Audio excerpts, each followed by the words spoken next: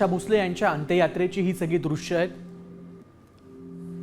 त्यांच्या चाहत्यांनी त्यांच्या अंत्ययात्रेसाठी मोठी गर्दी केली आहे। थोड्याच वेळात त्यांच्यावर अंत्यसंस्कार केले जाणार आहेत। आशा भोसले यांचा अखेरचा प्रवास सुरू झालाय।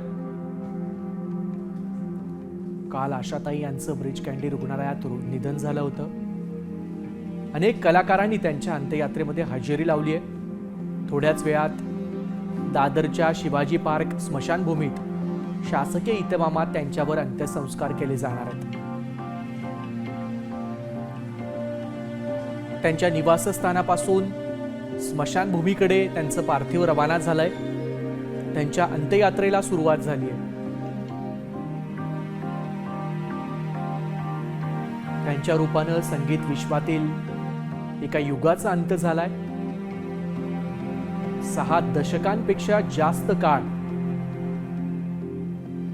आपल्या गायनाच्या आणि कर्तृत्वाच्या जोरावर संगीत विश्वात अधिराज्य गाजवणाऱ्या आशा भोसले यांनी काल वयाच्या 92व्या वर्षी अखेरचा श्वास घेतला।